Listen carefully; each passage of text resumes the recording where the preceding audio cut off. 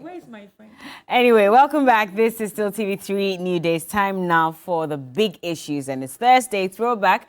Aside that as well, we have our ladies in the studios who will be discussing all the very important issues with us. Good morning to Nanayao. Earlier, we're talking about ECG and the many challenges that we face as citizens. And Nanayao says that my meter has a battery problem. I went to ECG. They claim the batteries haven't been in the country for years. So for over a year now, I buy credits, drive to the ECG office. They give me a rep, drive him to my home. He loads it onto the meter and I drive him back. Not to mention the Noko fuel. What? Good morning. You go there to pick an ECG officer to come and load your credits for you.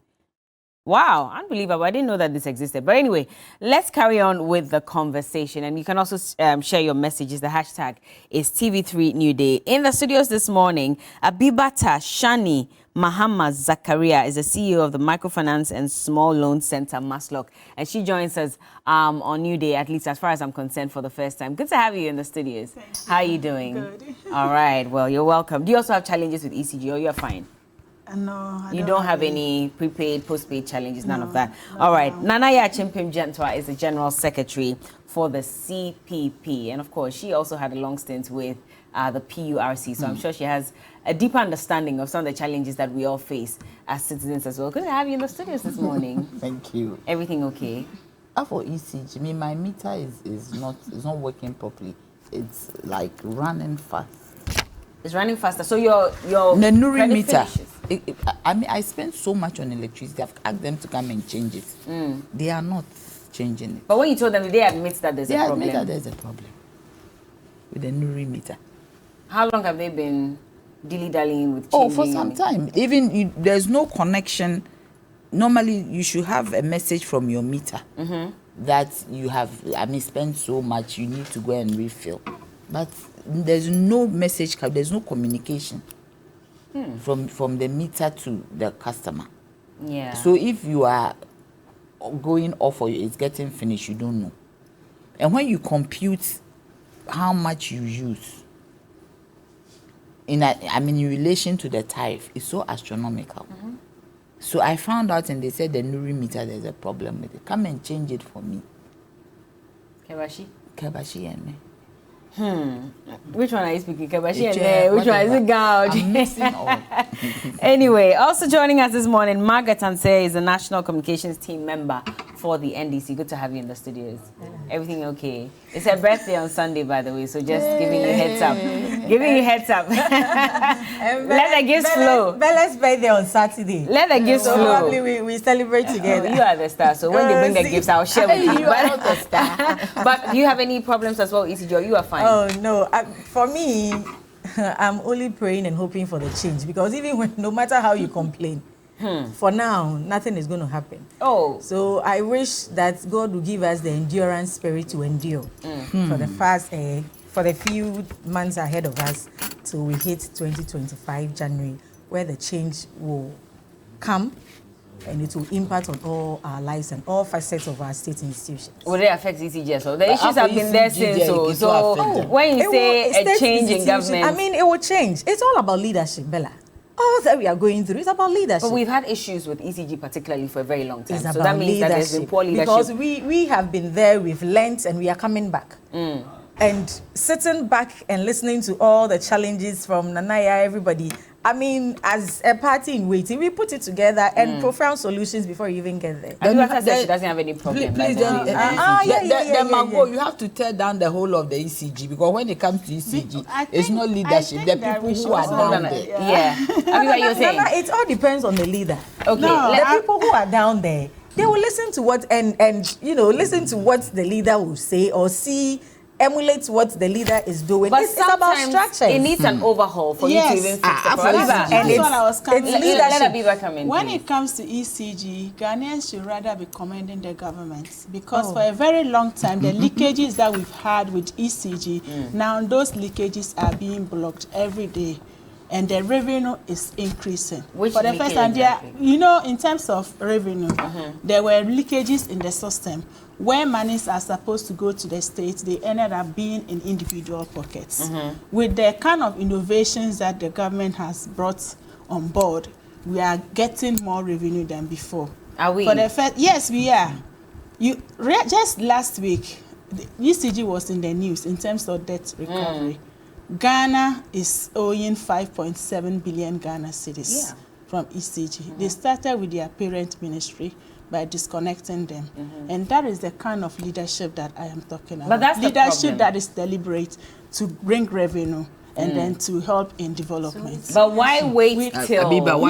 Why wait till these companies owe so much? Because we're around asking them to pay 50%. You just mentioned that this issue has been on. It didn't start today. This is an issue that has been there. So if a government comes and they are now solving the problem, I think it should rather be a plus. Because successive governments were supposed to do that, which they didn't do. So if the government is doing it, then it just shows that there is an attempt to fix the problem, and it's deliberate. Yeah. All right. Well, we'll go into the issue about Kamala Harris, who has ended her trip, the Vice President of the United States, Her Excellency Kamala Harris. But quick one, just a reminder that we have a trip coming up on Saturday, the 1st of April, and we want you to join us on that trip. We're going to Shire Hills and then to Amejope, and we have very beautiful photos and videos of how the place looks and why you should be part of this trip. And so all those details will be made available to you. They already are running on your screens daily for you to know exactly what it is. So Amejope and Shire Hills, we're going there. We're going to climb, the hill as well and take a look at what that part of Ghana looks like from the top. So please don't miss the 1st of April. We're visiting historic caves. There'll be breakfast, Mount Jemai hike, quite a lot that we'll be doing. So if you're interested, please get in touch with us and be part of this trip. But let's go straight into our first topic for today. And Vice President of the United States, who happens to be the first ever female Vice President and the first Black female Vice President as well.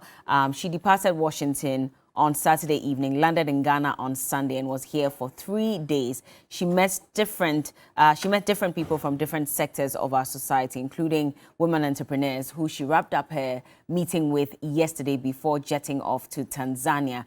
And she made a commitment to women entrepreneurs in the country. Of course, we'll talk about her trip in totality and how that impacts our economy, especially at the point where we are now. But let's take a look at some details from her meeting with the female entrepreneurs who are leading in the country and what she had to say to them.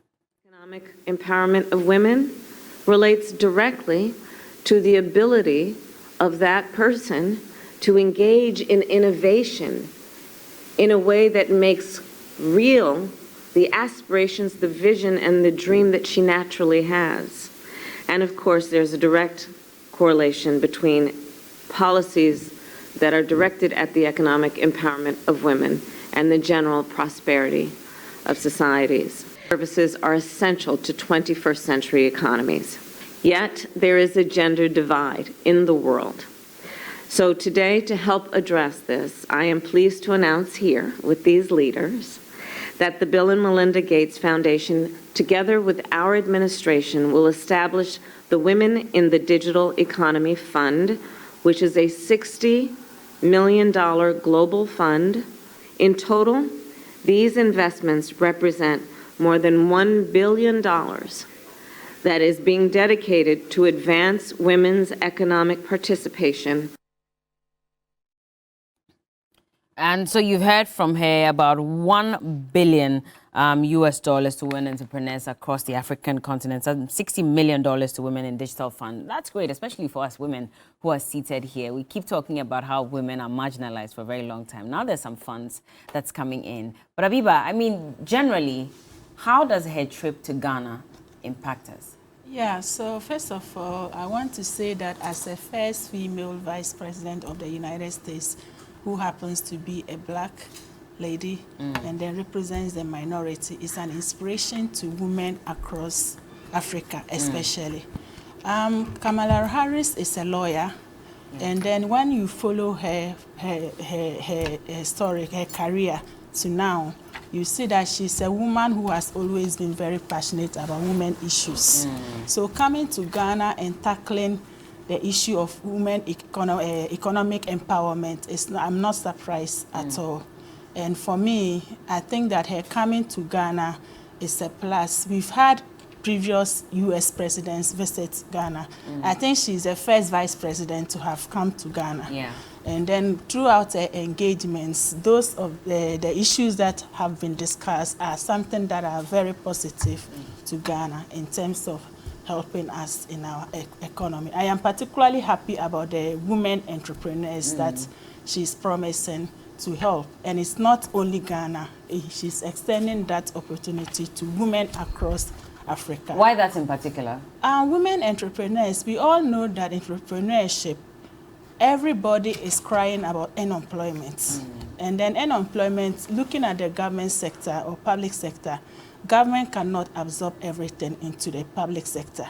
So when we have entrepreneurs, they are able to create jobs, and then in effect, it will reduce unemployment. And having women in the forefront of businesses, they are very cautious in terms of bringing everybody on board. And then with women entrepreneurship, you can always trust that whatever women put their minds to, they do it very well, and especially in entrepreneurship. I think with the women entrepreneurship, she also emphasized on the digital economy. Yeah. So, for example, the women she met, most of them were those into innovations and other stuff. Yeah. And as we are all aware, Ghana is swiftly moving from manual to digital economy. So this is where I think that her coming to Ghana, it's something that we can say is positive, even though we have started.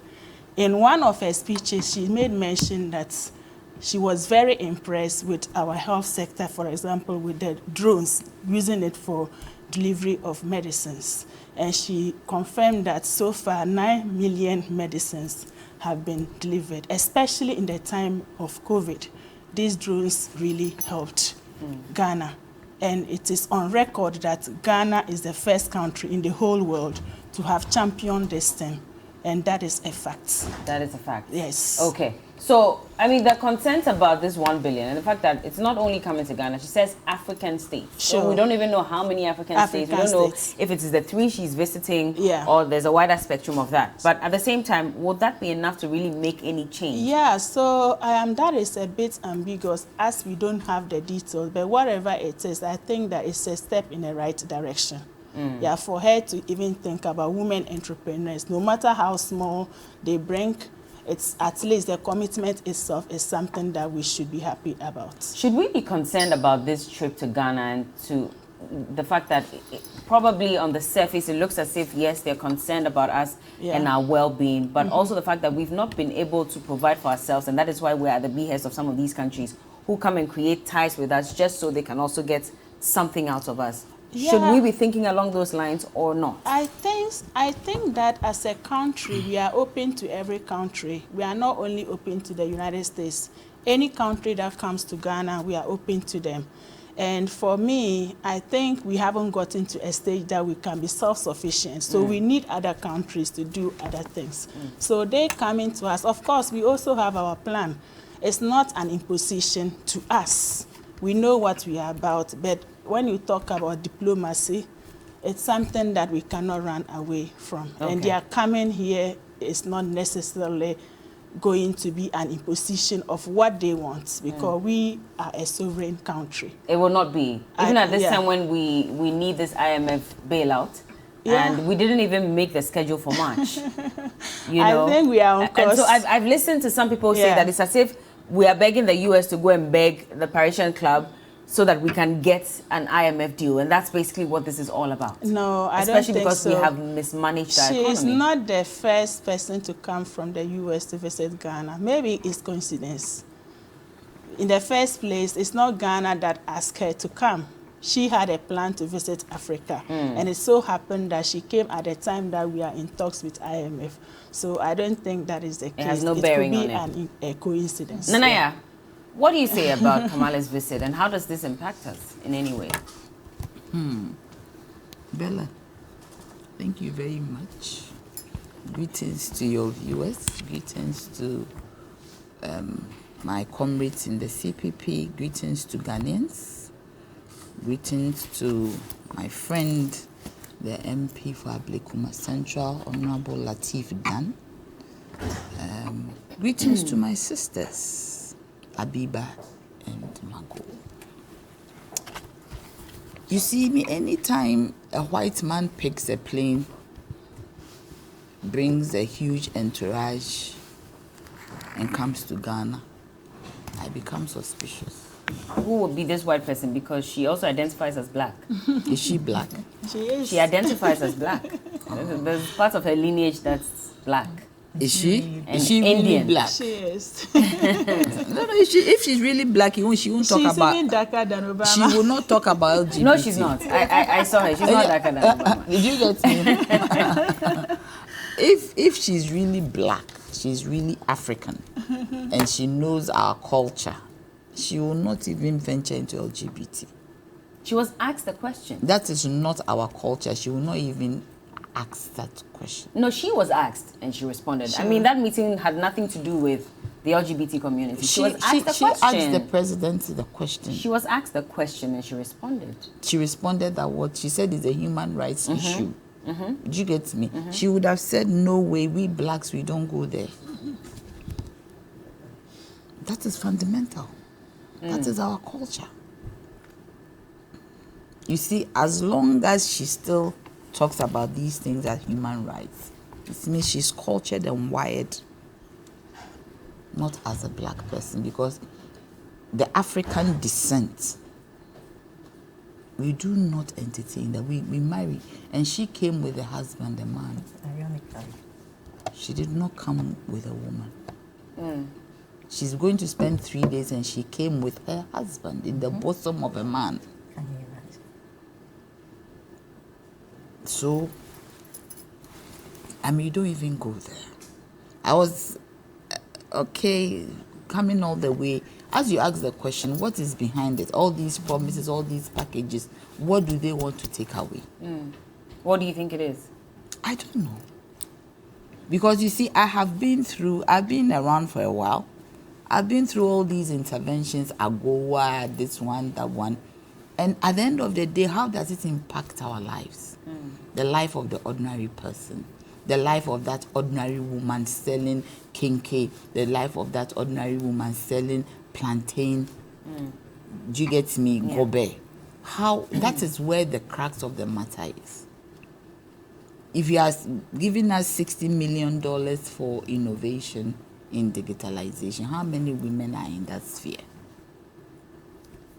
How many women are working as, computer analysts and all these digitalizations? There's a call for more women to get into that space. In fact, there are scholarships that have even been given to women to take up courses within those fields. So what about that woman who will never have the opportunity to go to school? I always say that it's not everybody who will go to school. And the fact that some people are not in school doesn't mean that they don't matter. One of the best economists, the people who are real economists, are the people in the market. When you go to Makola, when our CD was just galloping, when you go to Makola, that is where they determine what it will be. The speculation was in Makola, was in the KJTR market, was in all over. But they've never been to school. They will never, even in this space, even of the younger people, there are people who will never go to school. There are people who will not go beyond the SS because their interest is not in the direction of clear education. Yes, you talk about even TV. Some people can really sell. They are business people. Do you understand? Yeah. Wow, what are we doing for those people? Why is it that every time these interventions come, it comes with people who are high up there? Who and who met her? Did we get anybody out there who sells watches to meet her? What was the group? What was the criteria for choosing the women who met her? What was the criteria? Well, they said leading women in entrepreneurship. Leading, they are already leading. So if I'm already leading, why do you take me there for help? Well, to have conversations as So well. the watcher person cannot have a conversation interpreted so that she will feel that when the vice president came, I was called. I was part of the group. Do you understand me? Who are these people? What are their political background? When Kamala Harris. Kamala came, for me it was like an MPP event. That's how you saw it. How many people who were there who were other parties? Were the other parties even invited to meet her? I think the people that were invited, and for me, I'll speak based on the address that she gave at the Black Star Square. It was beyond party colors because invitations were sent by the U.S. Embassy to individuals and groups to come and listen to her give that historic speech. That is not what I'm talking No, about. but I'm just saying that at least with the people that she Please, addressed, please, there were some young people. Please, I beg you. Okay. There were different events. Yes, there were. The public one was the Flagstaff. The Black Star Square. Black Star Square. Yeah. Different events. You don't expect that if the political people are meeting her, it will be at Black Star Square. And the American Embassy liaises with the State Department of Ghana. Do you get me? To do these invitations. Bella, you see, I've had the opportunity to go through the visit of at least 3 presidents. Was it 3? Yes. No, Obama. 3 presidents. When Clinton came, as a young girl, I used to work at the GIPC. We were the group of people who were put together to ensure that his visit was successful. At that time, President Kufuor was the opposition leader. Other parties, he met them, even under Rawlings. When Bush came, it was under Kufuor. He made sure that Kufuor met everybody. Bush met everybody. We all met him. At that time, I was in the free zones. We were doing Agua. We met him. Various people met him. When Obama came, he met the opposition people. He met all former people. He met everybody. What happened to Kamala? Was there a slot for other to show that this is a multi-party democracy? Was there a slot? You see, maybe sometimes we don't research, sometimes we don't interrogate. Let's maybe look at the background of the leaders of business who met her. And let's see, who are they? How were they chosen? When this money comes, what is the time frame? And who is going to enjoy it? For instance, this COVID fund that came, that they were giving to businesses, you see, even the awards that were given, you look at the array of people who were awarded. Who are they? I heard some people rejected it. That is not the point. But even the businessmen who did it, later you do some interrogation. Where do their sympathies lie? You see, we cannot have a state capture like this. We cannot. There are other individuals. There are other. You see, when I talk like this, nobody should think that I wanted to go and meet her, because that is not the point. In my lifetime, I've met all these presidents. But you see, things must be done in a certain manner to show cohesion, to show comradeship, to show that we are one nation, even though we belong to different political parties. I met my sisters here. This is the first time I'm meeting Abiba. Do you get me? Yeah. We are friends. I mean, for me, when I see her the next time, she's my sister. Sister is important. We have to look after each other, irrespective of where the person stands in politics. So, I mean, this one, as it's on your screen, is a public event. You have to even create the space for people to talk to her, one-on-one. I mean, sometimes even people have complaints if they feel that, oh, we have spoken to the American vice president. Do you understand?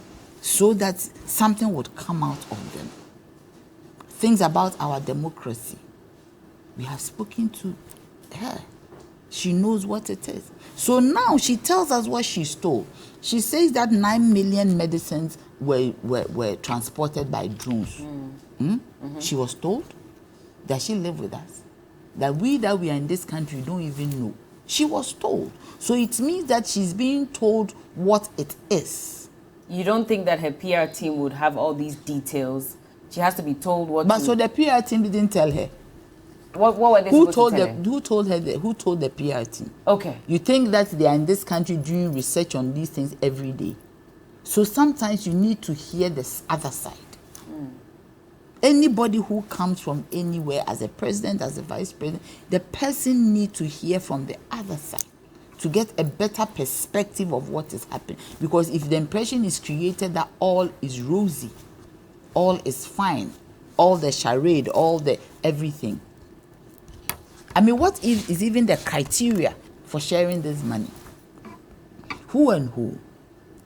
Who and who is going to get this money? Are we going to make the richer richer whilst we leave the poor people? Whilst we leave the women who are single parents, who are looking after their children on their own? Go to the market. The women standing by the street selling second-hand clothing. They are single parents. How do they feed into this 60 million or 1 billion? How are they targeted to make sure that they are well? To make sure, because if they are well, if they are okay, their children are well, and these children are the future of this nation. How have we factored them into $1 billion and $60 million? You do not put a certain, the word is not coming, but put a certain cap or put whatever support you are giving in a hole and cover it and say that if you are not in this arena, you will not enjoy it. Okay. Okay, Margot, Bella. what do you say? Well, good morning to you, my sisters, and good morning to your cherished viewers.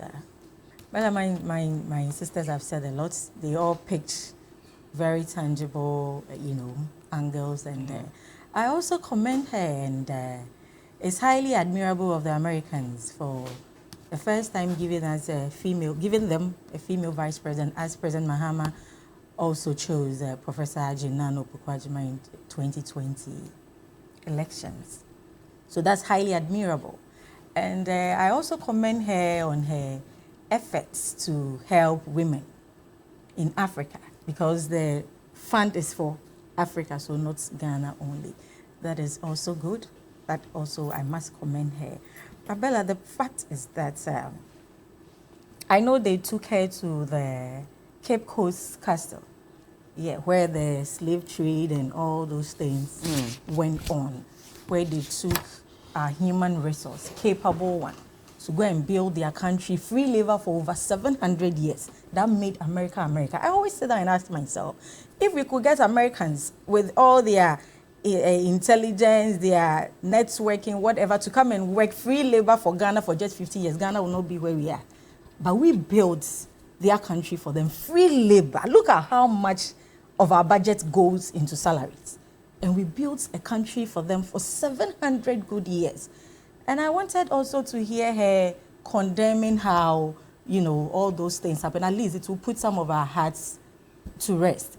And also this new colonialism, where they sit in their country and try to dictate to other sovereign countries. New colonialism? Yeah. They sit, because now the slave trade is no more. But there is another way that they are doing it. They sit in their countries and they dictate to us.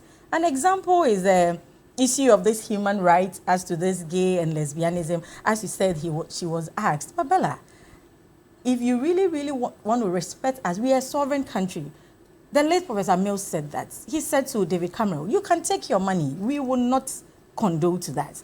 President Mahama, when he was addressing the Scotland Parliament, he was also asked, he said, I lead a people with 3 religions, tradition, Islamic, Christianity. They all don't want that. So I cannot impose or bring that to them. That was very emphatic.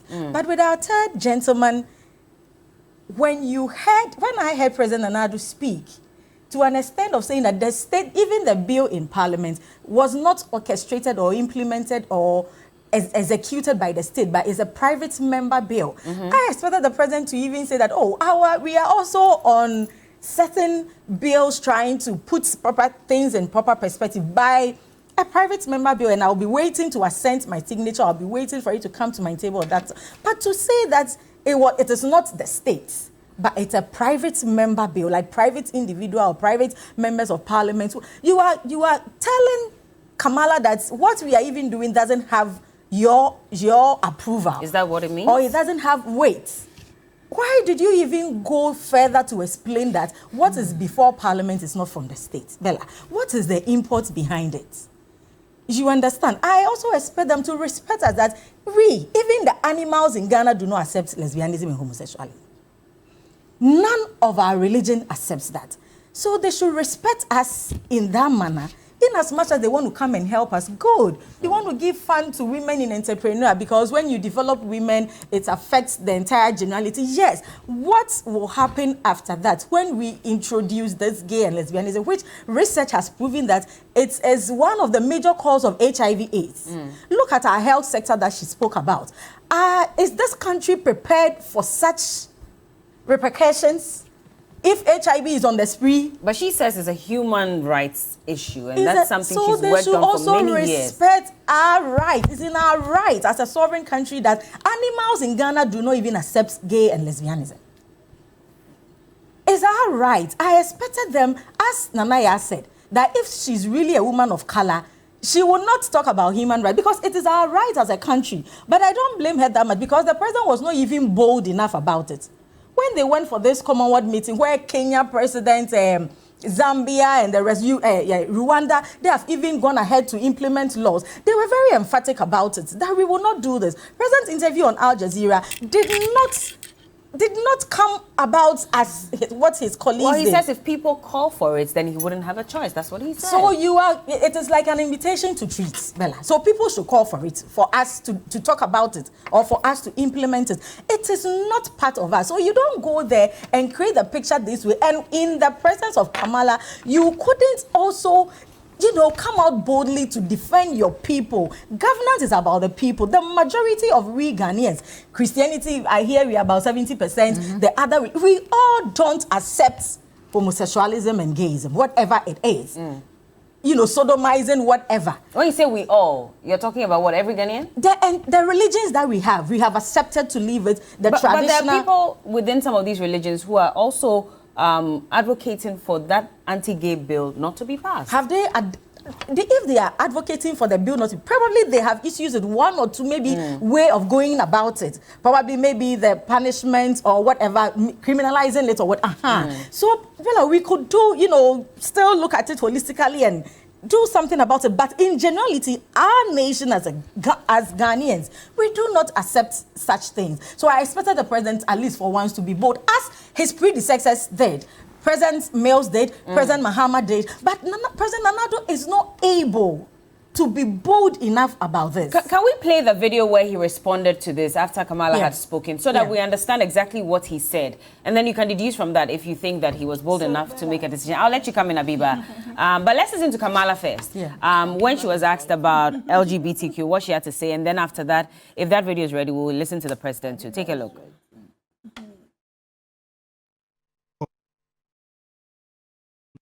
No shift in what has been the position of the United States all these years. A great deal of work in my career, human rights issues, equality issues across the board, including as it relates to the LGBT community. And I feel very strongly about the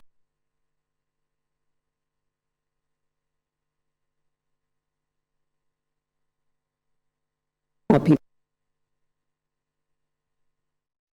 For that, we'll take it again. That is Kamala Harris, the Vice President of the United States, responding to this. Let's see if... Hold on, Margot. Is the President's video ready? Can we play that at least? Okay, it's not ready. You carry on. We'll bring it back. You see, I expect them to respect our rights in as much as they have their own rights. And if they truly want to help us, as I said, as women, all these things will come back to us, our children. If they go through such things and they come up with diseases and all that, it will come back to us. So all this help that they are giving us, at the end of the day, how is it going to be beneficial? You understand? You come to destroy the people and you want to help us to use the money to take care of them or what? Our health system does not even support that. We have not even gotten to that level yet. But I sat and I was wondering, for the 3 nights that she spent here, she was in the arms of her husband, a man. The 3 nights that she spent here. So I was like, are we to listen to what she's saying or we are to watch what she's doing? A handsome man. Is it cognitive dissonance or what? You came with your husband just for 3 nights. She understood how, it's how important it is to be in the arms of a man as a woman. For the 3 nights, then you talk about human rights. Please, we are a sovereign country. We have our own rights. It's unfortunate our president was not bold enough as his predecessors did. But I believe majority of us do not support that, and they should respect that. Okay. And they should also at least commensurate with us for taking our people for free labor to build their country for over 700 years, and today they feel they are in a better position to dictate to us. And lastly, in the presence of Dr. Bawumia, she said that they were going to bring this someone to come and help the central bank, you know, this in the presence of Dr. Bawumia. And I was like, really? They've just put eggs on our face. The head of the economic management team was seated right there. When Dr. Bawumia told us how competent the Nanado's economic management team by naming them, you know, the fanfare that came with it. And Kamara sits right in front of him and tells him that you people need help. Economically, you have not managed your economy well. That is why you are here. So we're going to get you somebody to... For me, it was an insult. Right on our face. But do we not need the help? They just rub it on our face. But do we not need the help? Have we not admitted here that which is why we're going to IMF? It is embarrassing as a country, sitting right in front of my vice president, making such utterances to make us feel so useless. Why did we get here, and why do we do this to ourselves? How does that make him or us feel useless? I mean, that's the reality on the ground. Management team that day, Vice President Bawumia told us about. Must we get here? Bella, I felt so bad and so sad as a Ghanaian, especially when she made that statement in presence of Dr. Bawumia. I felt so bad, and at that moment, I was wondering what was going through his head with all the promises they gave us. It's so bad, but once again, we are happy she's here.